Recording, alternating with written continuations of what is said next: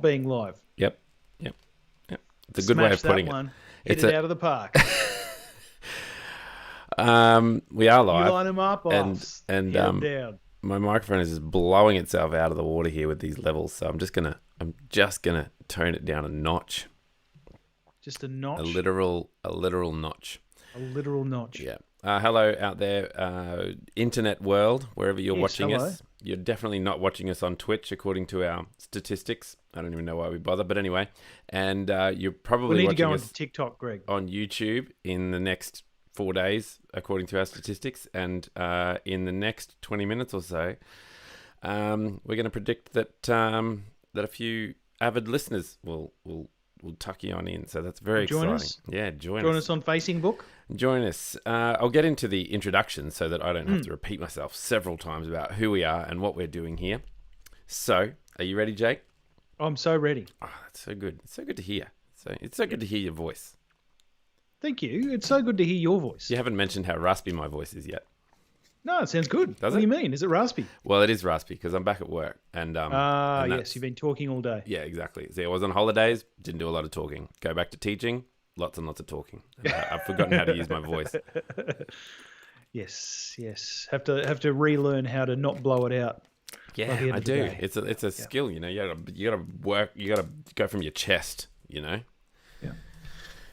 We use a ruler in this classroom. All right. Hello and welcome to The Pouch, the podcast equivalent of being sat next to your Uncle Craig Kelly at family Sunday lunch that aims to take a not-so-serious look at the week in Australian news and politics. I'm Greg. That's all very well, customer service assistant from JB Hi-Fi, but I don't have any skin left to sanitize, savage. And I'm Jake. I support the government's vaccination. Oh, sorry. I'll do that one more time. And I'm Jake. I support the government's vaccination rollout program, Far Wharton. On today's episode, we talk Bing, a dumped veteran, misinformation personified, and so very much more. And Jake, while we're as snug as a bug in this proverbial rug, I don't actually want to know. I don't know what I want to know this. I want to know if you're going to turn your light on. And am I? Good question. Good question, Greg. Am I? No. Yes, you are. Yes. Now we can see those beautiful freckles. Yeah. All three of them. Are they freckles? What I have don't you know. got? I don't know. What have you got? Pimples? Yeah. You're referring to pimples? I don't know. Maybe I got pimples. Yeah, maybe it's you know, I was going to say I think I was going to it's- say I think it's- herpes, but the joke about I think it's good to go through your, relive the teenage angst years where, you just, you wake up in the morning with a bunch of pimples on your face and it, you're just supposed to be okay with it. I'm going through retinopause. I don't know whether that's a thing, but yeah, I'm making definitely it up. is a thing. Yeah. And I that's one of the great things about getting older is having really massive pimples that you don't have to worry about too much because you don't have like 60,000 of them on your face or anything. Like you just true. got like one enormous one on your shoulder. Yeah. And you'll be like driving your car and you'll just be like, oh wow, that I can't wait to get home. Oh, damn it. Why did it rub in that place? Oh my god. Yeah. Yeah, why? Anyway, tune back in next One of week the for seatbelt. Old Man Problems. That's right. There's whole websites dedicated to that. Jake, in the spirit of reconciliation and recognition, we acknowledge the traditional owners of the land on which we're podcasting today, and we recognise their continuing connection to land, water, and community. We pay respect to elders past, present, and emerging. I think this week our thoughts need to be with Western Australia, don't they? Like they're still just copping it. Some houses down. Some houses burned down, unfortunately. The last count was about 18. So Yeah. I don't know where In it's a very, very large swath of it's a very rural area, I'm led to believe. So reasonably well spread out. But the way that the fire moved, it just took out a bunch of houses. It was so bad. Very yeah. unfortunate. Very Yeah, unfortunate. Very unfortunate. And of course, it happened to coincide with the Perth, with the Greater Perth lockdowns for COVID. Yep. People wearing masks. Yep. New COVID-safe rules, which meant that only a certain number of fireys were able to be in a truck at a certain at any given time. So Yeah. it was a bit awkward. Yeah. Well, on the COVID front, things seem to be going all right. Yes, We're yes. having, I think there was one local case over the last 24 hours or whatever. So, one or two. So that's pretty good for the whole country, which is amazing. So well done to everyone. And our thoughts are with those people who are fighting those bushfires and may have lost some of their possessions as well. Let's get into the warm up, Jake. I need a warm up this week. I really do. So I need a warm up too, Greg. I really do. I really do. Well, my first one is my only warm up is that the Prime Minister has been having conversations with Microsoft, and this is all around the premise that Google is likely. Do you think he's having conversations with just that paperclip guy? What's his name? Clippy. It looks like you're trying to undercut a competitor. This is how you do it. We've got a template for that. Yes. Well, so this is all around Google's threats to leave Australia around the media, what would you call them, recompense type laws where Google and Facebook and other social media companies will be forced to pay media companies if they share news on their websites or through their searches. Yeah. And essentially, Microsoft said, "Hey, Morrison, ScoMo, I googled your name, and I googled your thing." Apparently, it's not really ScoMo. But the fun thing, of course, is that Microsoft Bing is probably best known as the search system that you will use in order to find Google. Yeah, exactly. On your default browser. But when you get your work laptop and you're just like, what on earth is Bing? Oh, that's right. Yeah, exactly. I don't even know how it's still going. Well, this is the thing. So the guys from Microsoft have said, we are big enough, we are bold enough, and we will listen enough, and we will mold a search program that will mirror what Google does in Australia in the case that Google decides to leave Australia. So, right. I mean, essentially they've said, it will take a couple of months. We're not exactly there right now, but the country won't know. The country won't know where Beggar Cheese comes from for a little while. Yeah. Yep. So anyway, they're there waiting in the wings, just in case. And funnily enough, I mean, they account for under 5% of all Australian searches, but again, that's principally made up of Google. Well, I use DuckDuckGo. I use DuckDuckGo. DuckDuckGo, okay. Yeah. I've heard about that. Yeah. I just use DuckDuckGo. I mean, not for big stuff. Like if it's something like really specific or really important, I'll end up going to Google. But for the most part, I just use my default search engine and all my stuff is just DuckDuckGo. Yeah. Because apparently they don't track you, so they can't really. Oh, cool. They don't sell you keep you up here. Yeah. Well, they still sell you stuff. If you search for something, you'll get an ad for it, but it's not. It's like if I search for shoes, I'll get some ads for shoes. It's not accumulating your metadata. No, that's exactly right. That's my understanding of it anyway. I'm sure there's plenty of people out there who are angry at me for saying that, but that's a good reason to use DuckDuckGo, and you get the option to do that with Apple. You get the option to have that as your default one for Apple products. Oh, cool. But yeah. So and last little point on that is that Bing, or Microsoft rather, have said that they will comply with any media payment laws. Yeah. Of course they will. Because they're the good guys, Yeah. They're looking out for the little, the little news readers, Jake. Yeah.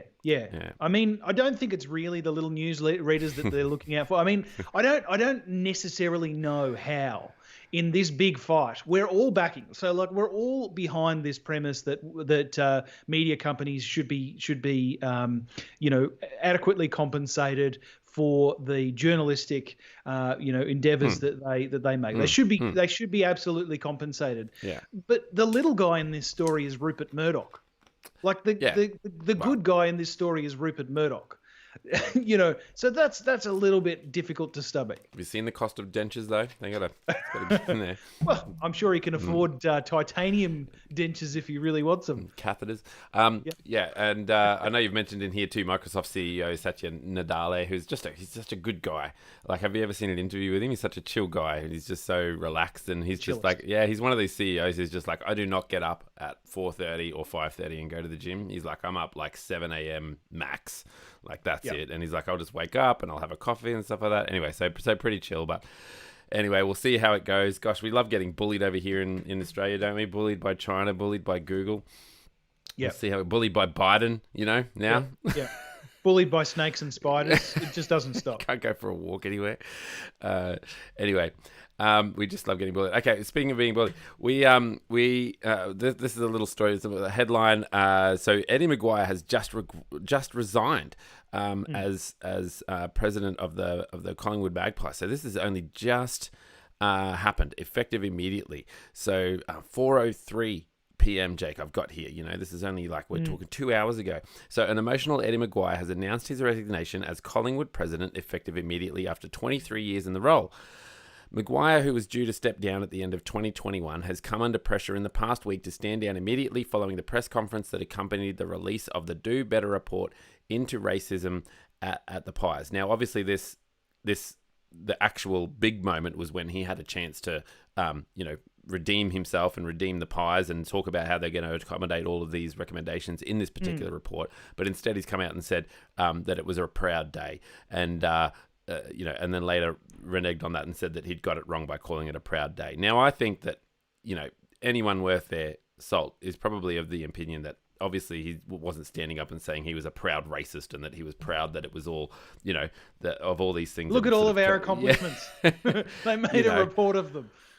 I can see why the wording was a bit iffy and all that sort of stuff. So I think to a certain extent it's a shame that it's gone. But in these situations, you do kind of need a, what do you call it? Like a scalp needs to go. Yeah. And if it's a fresh start that they need, then this is what they're going to get. And obviously, like a lot of Indigenous leaders were calling for his resignation.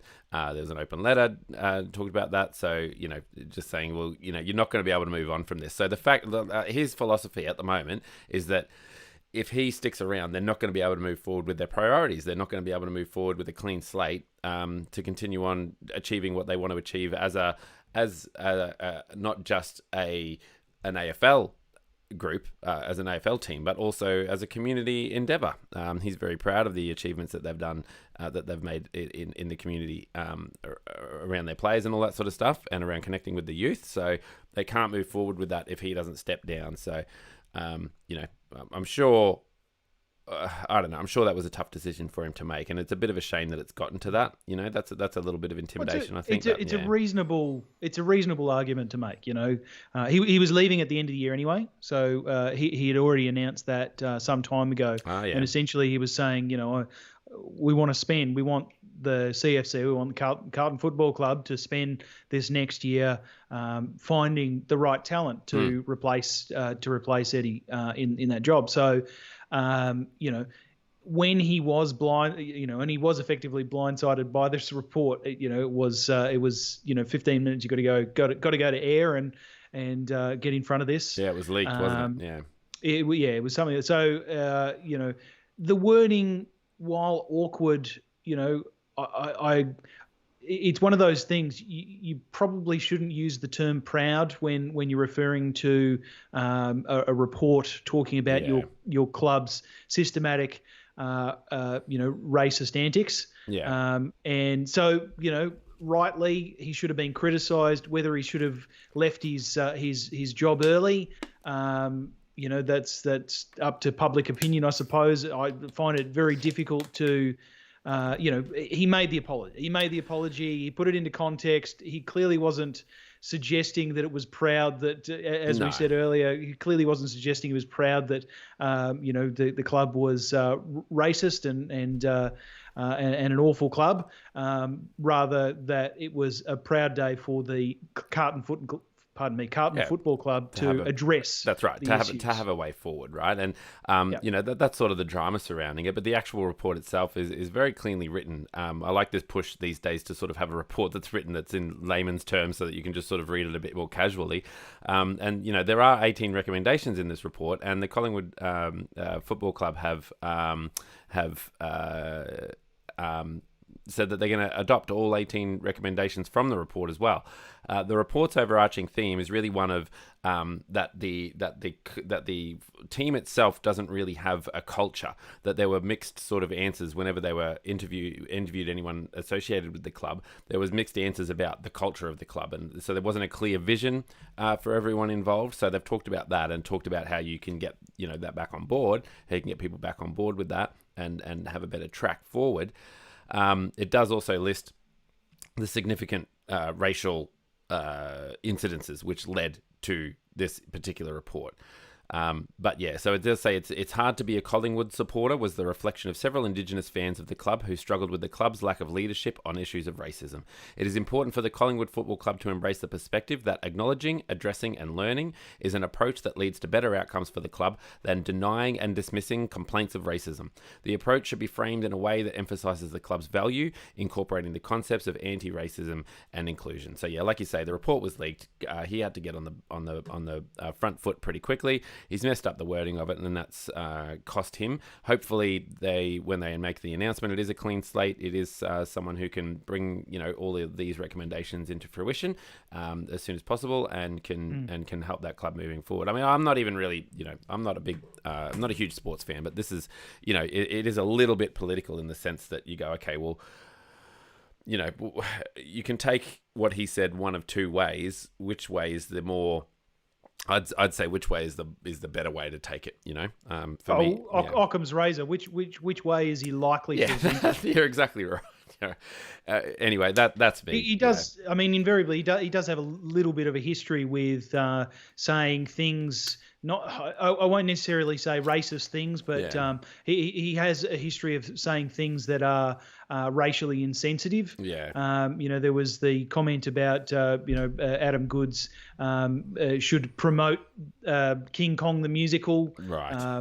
Making a connotation that Adam Goodes is an ape. Yeah. So but anyway, it's just awkward. He's got a history with it. I understand why he would want for the club to be able to move on through his exit. I think that's the thing. I think because it is so political and because it is so because there is such a need, even just a need to have a report like this says something, a need for a clean slate and a need for a fresh start so that we can move forward, because we want our sports to be as inclusive as possible and to be as welcoming as possible, especially to people who have the talent and want to be inspired to get into those clubs and do what they can do, because goodness knows that I was in the Tully Tigers in under 12s, and I was certainly not favourable for any of those sorts of positions. So it'd be a shame for you were overlooked. Yeah, that's right. I was overlooked in the under 12 Tully Tigers,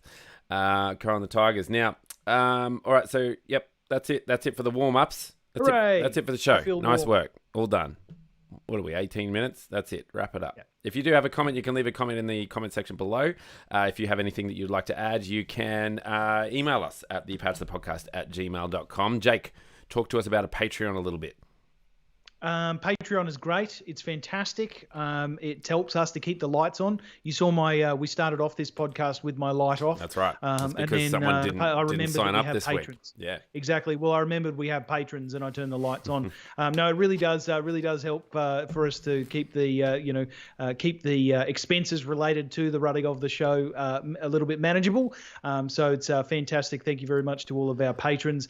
You too can become a patron by going to patreon.com/ The Pouch, the podcast. Absolutely. And look, if you're not ready for that level of intimacy, we understand. There are other ways that you can support the show.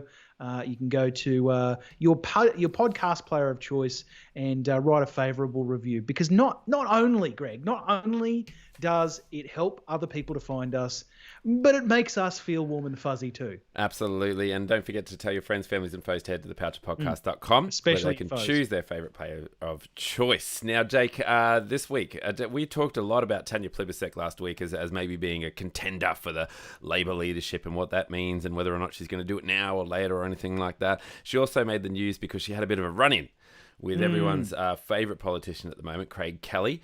That made the headlines. Didn't look too good for Craig Kelly. Not that he has to work too hard at that at the moment, but and now Scott Morrison has come out and publicly rejected his views on unproven COVID-19 treatments. Who would have thunk it? Who would have thunk it? He was on that podcast, wasn't he? That he went on Pete Evans. Pete Evans, that's it. Yeah, went on Pete Evans. The notorious I Those just don't those have two could have a favourable words conversation, for it. couldn't they? Hey, those two Yeah, could have a wow. conversation. I couldn't bring myself to listen to it, but tell us what the what a person. I love the idea of Craig Kelly, who is quite a rotund individual. Yeah. He's quite a portly individual, and what's his name, Evans, who is an absolute clean eating, paleo diet, etc. I just love that those two were able to get together found some common over ground, misinformation. Yeah. It's just fantastic. They wouldn't have been able to get together over diet secrets, but they would have they absolutely bonded over misinformation. It was fantastic. But yes, as you say, Prime Minister Scott Morrison has publicly distanced himself from Liberal MP Craig Kelly over his spreading of information about unproven coronavirus treatments. Mr. Morrison earlier hauled Mr. Kelly into his office by the dressing down. Dressing down. And all of that happened, yes, after, as you suggested, after Labor's Tanya Plibersek confronted him about his airing of misinformation in a tense standoff inside Parliament. Essentially what happened there was Tanya Plibersek was giving this press conference about how awful it was that Prime Minister Scott Morrison had not spoken to Craig Kelly about his coronavirus misinformation, spreading this coronavirus misinformation on Facebook and on Pete Evans' podcast and various other things. And Kelly approached her during the press conference, just walking down the halls of Parliament House, and said, "What are you talking about here? A big press conference, hey?" And the confrontation was reasonably cordial, you'd say, reasonably cordial, considering that not 10 seconds earlier, Plibersek was suggesting that Kelly should be raked over the coals for what he's been doing. And just to be clear too, his position on COVID-19 is that forcing children to wear masks is child abuse. That anti-malarial drug, hydroxychloroquine. Gosh, it's pretty bad when Trump can say it and I can't. And if, I'm sure he practiced it a lot too. Yeah, head lice medication should be used as prophylactics, and vaccines cannot be trusted. They're the key sort of takeouts from his particular views on that as well. But and none of those views are good. Well, none of them are supported by the evidence. No. None of them are supported by. Well, they were described as crackpot by the head of the Australian Medical Association. So So he's clearly a gentleman with views that are not in line with reality, and that's whatever. It's just unfortunate that when somebody that same person who doesn't have their views in line with reality, it's unfortunate when they happen to have a government salary, a taxpayer. Well, they happen to have influence, right? That they happen to be in a position of power.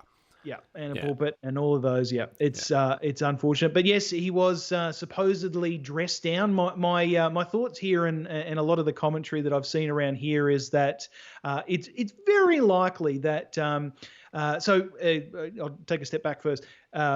Kelly almost lost his pre-selection in the last election. Yeah, okay. He almost lost his ability to sit for that seat under the Liberals. Yeah. At which point he basically said, "Look, if I lose pre-selection, I'm totes going independent. So right. I have no issue." Is that when Scott Morrison intervened? I think we had a bit of a conversation about that last week. Yeah. Indeed. And my guess is that given the topical nature of this, look, everyone in Australia is knuckling down. Everyone in Australia is following the health advice so that we don't have to, continually lock down. My thought here is, and again, the commentary seems to be that it's likely that the PM simply said, "Look, I will intervene in your pre-selection again, but this time I'll do it in the reverse. I will take you out. Yeah. You will not have your seat again. Yeah. And look, by the way, you're not polling that favorably in your seat because of all the stuff that you've been saying." Yeah. So Kelly pretty well seemed to have come out of that meeting with the Prime Minister and gave a statement that said, "quote." I love vaccines. Exactly. It very much sounded like Came it out with was his a "I hostage love state. vaccines" shirt and just This said, morning "All I I do, had the a only big- band I listen to is the Vaccines." Exactly. Yeah. He said, quote, "The Prime Minister reinforced the importance of ensuring public confidence in the government's vaccine strategy. I agreed to support the government's vaccine rollout, which has been endorsed by medical experts." He said it in exactly that monotone. It was great. Yeah. Again, it's just a power play, isn't it? I mean, I like to know what my politicians really think, and if that's what he really thinks, then he just needs to go. It's as simple as that. Like, you can't have someone like that in a position of power. You can't have someone that unintelligent, that dismissive of reality in a position of power like that. It's just not going to flare. You can have disagreements about certain things. Like, you can have disagreements about how the rollout should happen, or all that sort of stuff. You can have disagreements about whether masks should be mandatory or not. But you can't be advocating for completely unproven and dangerously, suggestive about these sorts of things, and sort of saying vaccines can't be trusted and all this sort of stuff. I mean, you just can't be in a position of power and have that. I mean, you can be, but obviously we need a mechanism to get rid of those people, because it's not fair. It's not fair. And you can harp about freedom of speech all you like, and like we've said before on the show, yep, he's free to say that, and then we're free to get rid of him. Yep, absolutely. And I'd rather know what he actually thinks than to say, well, you're going to lose your job over it, and then go, okay, well, actually, I don't really think that anymore. It's just like, it's dreadful. Disingenuous. Anyway, yeah, it is disingenuous. That's right. Now he's lying, right? Now he's lying. He wasn't lying before. Now he is lying. So, what are you going to do? Great. Now you've threatened him with his job, and now he's lying to everyone. Terrific. Yep. Anyway, and I just don't know how anyone can forgive someone like that just like overnight. Like, just go, oh yeah, now he's saying this, so it's okay now. Like, it's just so weird. Anyway, well, it's all very funny. I must say the funniest thing, and while the while the commentary was that Kelly had a dressing down from the Prime Minister in closed doors, a closed door meeting, closed door dressing down.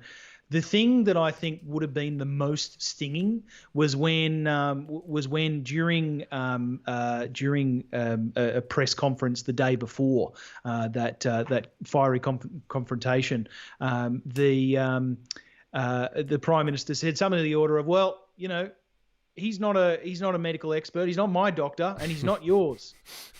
That I would think should be perceived as quite a stinging indictment. It's such a weird. It's as if he's saying, so weird. He's an idiot. Don't listen to him. I don't know, like, and you know what, like, politically speaking too, like, the Liberals have got to work hard to try and keep people on board, and if you're not seen to be that connected to reality, and then you've got the Prime Minister saying, well, that's okay, like, it sort of gets me off board a little bit, like, it gets me off side, because I'm like, you've got to have some guts here. Well, it's like, inconsistent. He's walking around spouting whatever he wants and being as honest as he can, and you're walking around lying. Like, there's you're better off having the moral high ground here. Anyway, what do I know? Who knows? I do know something, Jake. I do know that the Victorian Parliament has passed. Oh, you skipped the other federal politics story. I did. I absolutely skipped that one, Jake. I absolutely skipped it. Because it was boring? No. Because it is boring. I must have scrolled down to number 2. Well, let's do it real quick. Let's do a real quick version. Federal Liberal MP Kevin Andrews loses pre-selection battle for Menzies. Go. Give us a summary real quick. Yeah, well, the longest-serving federal parliamentarian. Serving parliamentarian for 30 years, Greg. Someone who was a headline grabber from as far back as the Howard government era is set to lose his seat at the next federal election after he lost pre-selection to a former Special Forces vet. And who doesn't want to support Special Forces vets now? Well, everyone apparently wants to support them, don't they? Yeah. So, yes, we're talking about Kevin Andrews. He's a prominent party conservative. He's a former defence minister, former immigration minister, former employment minister. I think he also spent some time as a marriage minister as well. You may recall that all married couples got something like a voucher for counselling and a little book with a photo of Kevin and his wife sitting on a comfortable family couch. Wait, is this true? This is real. This is a real thing. Married couples got free vouchers for counselling from Kevin Andrews. Yeah, married couples. Yep. All married couples got a voucher for counselling. Yeah, and the voucher came with a photo of him and his wife. couch. The voucher came with a pamphlet or a booklet type thing. It's just been so long since I've seen the thing. But yes, on the front of that booklet was a picture of Kevin Andrews and his wife. Yeah. When was this? Looking like a really happy couple. I think it must have been towards the end of the Howard government. Right. Okay. So this is not some... Towards I think it was the change of the Marriage Act. It came with a bunch of things. When Howard changed the Marriage Act to be between one man and one woman for the exclusion of all others, right? I think that's when it was. Yeah. So he was also, according to this one, he was saying no to marriage equality as well. Oh yes. Yeah. Right. He's a staunch conservative, ultra conservative. Ultra conservative. Yeah. So barrister Keith Wallman. Wallahan, a former Special Forces captain, delivered the upset, winning Liberal Party pre-selection for the federal seat of Menzies in Victoria rather comfortably. According to party sources, the vote was 181 to 111 votes. So yes, the resounding nature of Wallahan's pre-selection victory does raise some questions about the influence Victorian ministers such as Kevin Andrews, who was very well supported by Treasurer Josh Frydenberg. How much influence they're actually able to exercise over the pre-selections, because essentially they were incredibly vocal, and there'd been letters from prime ministers, there'd been letters from other former prime ministers as well. But yet he lost that pre-selection. Okay, all right. Well, that's pretty interesting. So where is Menzies in Victoria? Right, and so they... Okay, so what are we talking? Are we talking rural? Are we talking suburban? I think it's suburban. Right. Reasonably suburban. Right, okay. So we're thinking about, these sort of bit more left-leaning individuals coming into the fray, is it, or... I'd say he's probably left of Kevin Andrews, but Andrews was always ridiculously far to the right anyway. Right. Do you think that's why he lost that pre-selection? Do you think they're trying to make it so that someone who's not so extreme is giving it a go? Look, I think Keith Wallman has a tremendous history behind him, not just Special Forces captain, but also a prominent barrister. Right. So it seems that he's got his finger on the pulse. Yeah. And I think most people would argue not that Kevin Andrews, was bad or was too conservative or anything like that. It's more like that they probably just wanted some fresh views, some fresh eyes on the party. Okay, all right. All right. Well, this article says that Wallahan was primed to challenge Andrews before the 2016 elections, but backed off until 2018 when he was ready to pounce before then party president Michael Kroger cancelled pre-selections, sparked years of recriminations. Andrews' powerful backers, Frydenberg, and a crew of federal ministers, including Greg Hunt and Alan Tudge, wielded their power to shield the sitting member from a challenge, but the moderate grouping that now controls the Victorian division, led by Clark, is in a bitter war with the federal ministers and demanded Menzies members pick their candidate. I don't know. That's all I got. Well, seems that Menzies won. So Wallahan's win was no miracle. On the day of the vote, the Sukkah forces were confidently predicting a 30-vote win. Wallahan was keeping his numbers secret, but those in his inner circle were quietly confident, knowing their more subtle campaign. But on dozens of personal relationships he established with the local members would pay off. So there you go. Yeah. Anyway, that's in The Age, and that one is written by Paul Sakal, if you want to give that one a go. Thanks, Paul. It was only written a few days ago. Oh, Jake, now... ready for state. Oh, okay, we're ready for state. Now, Jake, what I do know is that Victoria, this is on the back of Queensland, I believe, were the first state, am I wrong about that? I think you are, yeah. Yeah, I'm wrong about Queensland being the first state to ban it? To ban gay conversion therapy? I don't think so. I don't think Queensland has banned that. Oh, who was it? I'm sure someone did it. Anyway. It was ACT from memory. Oh, right, ACT. I'll have a look at it. Gay conversion practices have been banned, though, in Victoria following a marathon debate in the state's parliament overnight. Talk me through it, Jake. What does this mean? What is it? Why can I not just, go and get, some help to To cue yourself. to cure myself. Well, I think Is it because it's the resounding tremendously reason. wrong and outdated? Well, the resounding reason is that it's no cure. And nor should anyone think of being gay as something that needs to be cured. It's who you are. It's so archaic, you isn't know? it? All right, let's go. They really should call it as gay repression, perhaps. Yeah, that's right. But yes, the gay conversion practices have been banned in Victoria following a lengthy debate in Parliament last week, during which two Liberal MPs broke with party ranks to vote against the bill. The change or suppression conversion practices prohibition bill passed the Legislative Council in Victoria on Thursday night, 29 votes to 9, following a marathon 12-hour debate on that one bill. How about that? That sounds really good. It sounds like a very long time to achieve that. So, yes, Liberal MPs Bev MacArthur and Bernie Finn broke with party ranks and voted against the government's legislation, along with crossbench MPs Jeff Borman, Catherine Cumming, Clifford Hayes, Stuart Grimley, David Limbrick, Tanya Maxwell, and Tim Quilty. All of them love a bit of conversion therapy. Right. Yes, the bill was... So bizarre. It's so bizarre that people still think this way. It's so nuts. I know. It really is. Anyway. It really is. The bill will outlaw practices that seek to change or suppress a person's sexual orientation or gender identity. Those found to have engaged in conversion practices that result in serious injury will face penalties of up to 10 years in jail or $10,000 in fines. Good. Yeah, all right. Well, I was right, by the way. The Australian state of Queensland has outlawed so-called gay conversion as more regions and nations eye the law. So, Queensland was the first state to do it. Now, I'm pretty sure Victoria.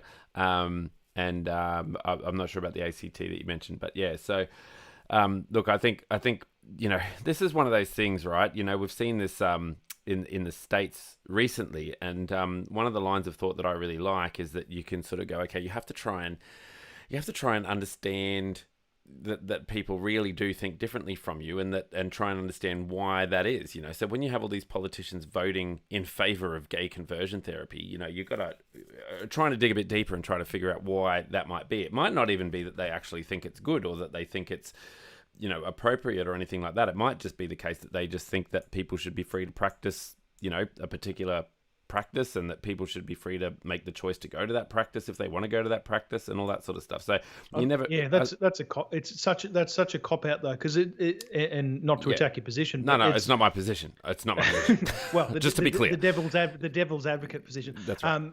I mean, ultimately the government is there. Like, even if you are the most reductionist in terms of your support for government oversight and government incursion into our lives, even if your thought is that you want only the small footprint,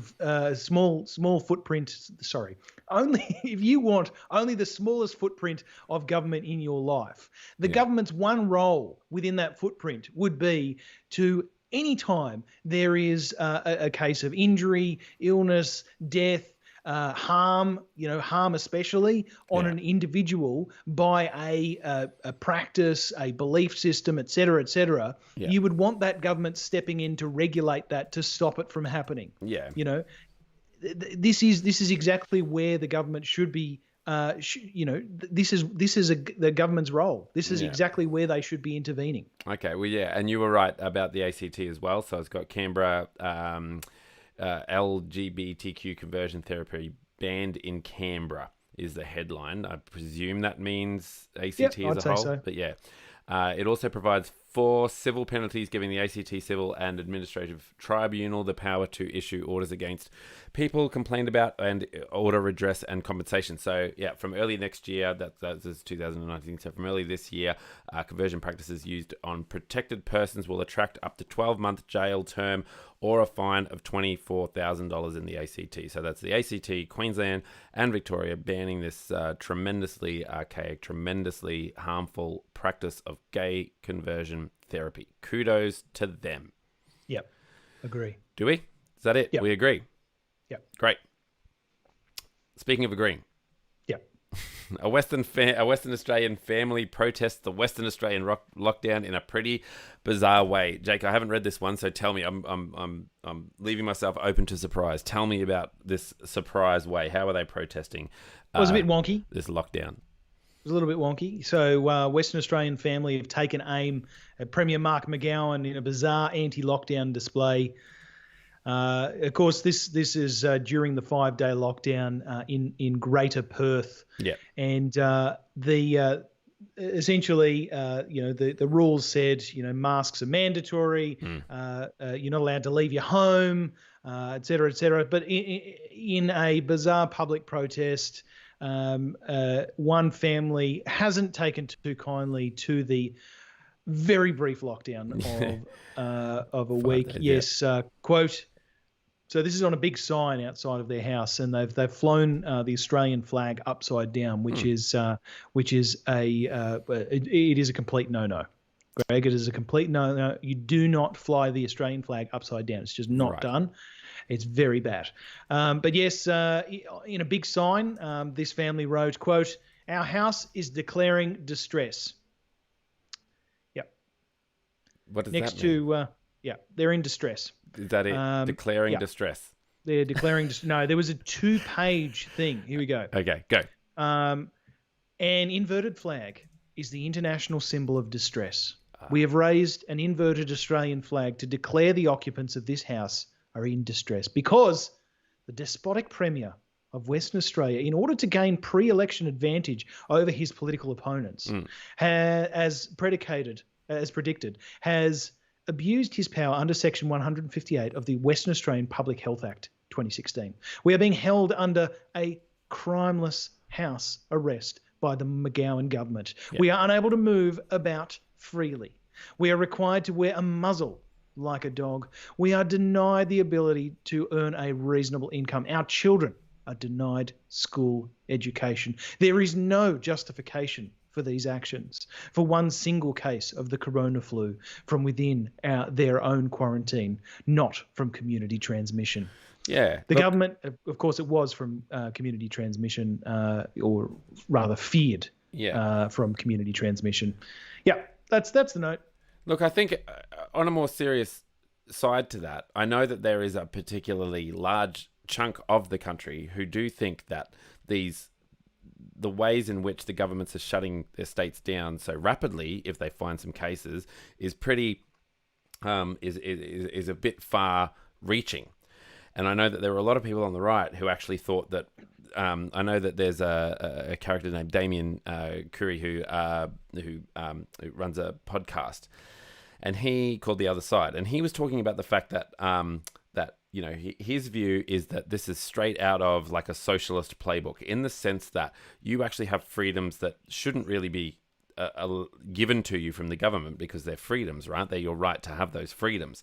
What happens is then they say, right, well, we're going to take away those freedoms because you guys haven't really done anything wrong, but we're going to take them away. But then you have to be like really good, and if you're good, I'm going to give you back those freedoms. And I can sort of see how that side of the argument is playing out at the moment, because that's exactly sort of what's happening. It's basically like, well, we're going to take away your freedoms, even though they're freedoms, and then we're going to give them back to you if you're good. So make sure you stay home, make sure you wear a mask, make sure you do all these things, because otherwise we're going to undo all this good, and you'll be punished even further.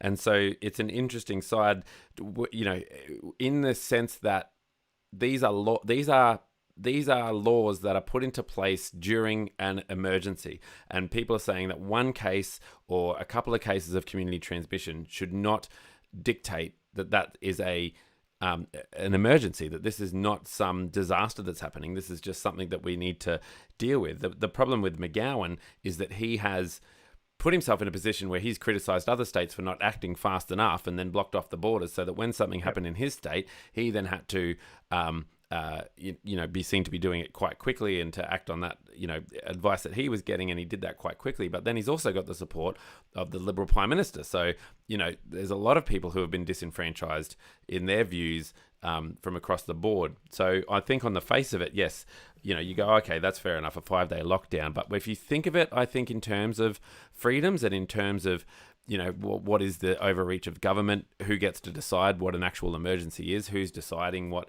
it's not something that sort of we're all agreed on, and who are the medical experts that you're actually getting this advice from?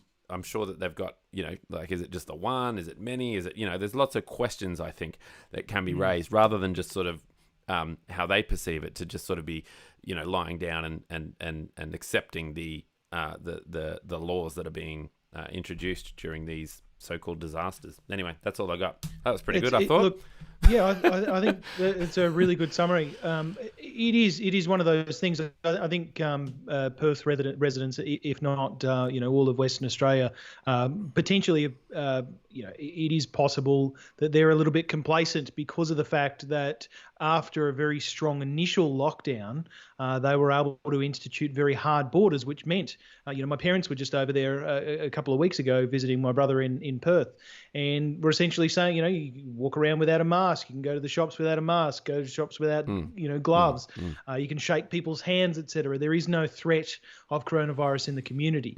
and it is possible that the citizenry has become a little bit complacent about that and has lost sight of the fact that, the reason that they have that freedom is because of the tough reaction against the virus when it appeared in the community. Yeah. So yes, it was one case, but they didn't lock down the whole state. They locked down Greater Perth. Yeah, true. Which is ultimately what you want. You want hot zone or hot spot type of shutting down instead of entire region. Perth is rather big, so it is unfortunate that they did lock down so much. But this is the nature of the frontline workers working and toiling away in hotel quarantine, which that's where the case came from. It was transmitted from hotel quarantine. Yeah. If the people that are working in hotel quarantine, they're working in insecure work. They have reasonably low paid jobs.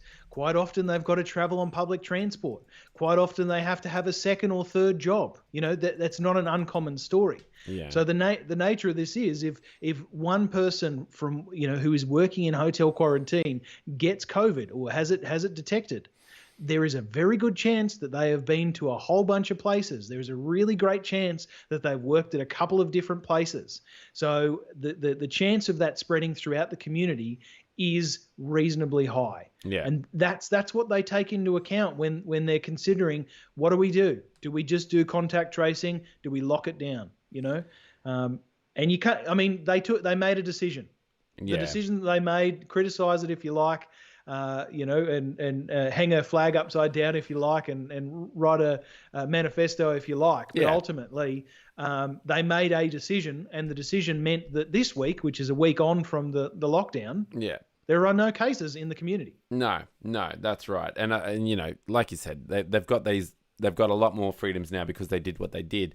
But I suppose, where do you draw the line in terms of it being an actual emergency where you can have these overreaching powers and dictate where you can go and what you can do? Like that's what the government's doing. Yeah.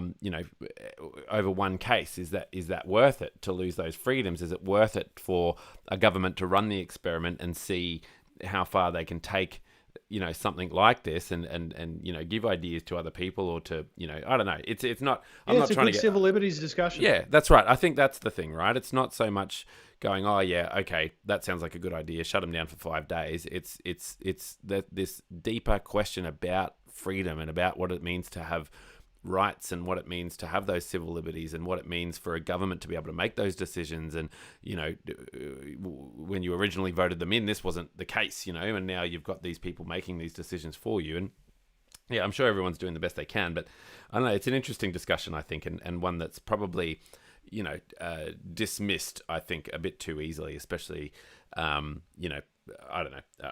It's hard. It would be hard if you have those views to come out and have a decent discussion about why you have those views. I imagine. So yeah. But anyway, I don't know. What do I know, point Jake? well made. Is it? Who knows? Yeah. Who knows? I think so. Wasn't this guy who went to like 3 different Kmarts in one day or something? The guy, in order to flout the rules. No, well, the guy with coronavirus, didn't he have didn't he go to all these places? Yeah, he went to everywhere. I think so, yeah. He did. Yeah. I tried to find a list online of where he went, but I couldn't find it. I remember reading someone had said something about that he went to 3 different Kmarts in one day, and I was speaking to my mate Bo, who works. Well, la-dee-da. Yeah, he works over in the mines over there in Western Australia, and I said to him, "What is up with this guy?" And I said, I imagine him with a to-do list or something like that, and he just happened to do it in order rather than grouping all the Kmart stuff together. He just sort of, he had to buy some fake plants, so he went to Kmart, and then he's gone to the post office, and then he's looked at his list, and it's been got to buy a doormat or something. So he's like, oh man, I've got to go back to Kmart and buy that. There's one just around the corner. But you know what I reckon it was, Greg? You know what I reckon it was? Yeah, I do. I do. He was looking for the same hooks that I was looking for the other week in Kmart.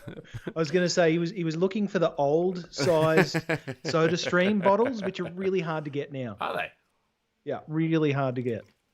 You got to go upgrade your So Soda he went Stream. to 3 Kmarts in order to find the old Soda Stream bottle. You got to upgrade your Soda Stream. That's the message from today's podcast, ladies and gentlemen.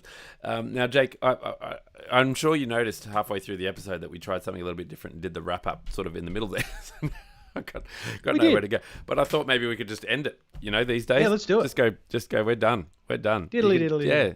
Hope you enjoyed the episode. That was fun. Yeah, it was fun. It was great fun. Yeah. Look, if you're one of those people who do stick around and you are listening to this, please feel free to give me a call. Yeah, I'm more than happy to send you a mug or a sticker if you send us an email at thepouchofthepodcast@gmail.com. Yeah, where's my podcast ending, bro? Just for sticking this far. If you want to write the podcast ending, please, by all means, write us an email. Yeah. Tell us how to end the podcast now that we've decided to do it in the middle, impromptually. Yeah. Do we need a new jingle? Yeah. Should have we just ended at the outro that we did? Jake's joke of the week. Yes. How funny. I'm losing my voice, which is fun. All right. It's not like I'm a primary school teacher or anything. All right, Jake. Thank you so much for chatting with me this week. And I look forward to seeing what stories evolve in this vaccination rollout that's coming up. Vaccination Rollout 2021. Very exciting. Get your jab in the arm. Or don't. It's up to you. You're free. You're free to do what we tell you. Yeah. You're free to do what we tell you. Peace out, everyone.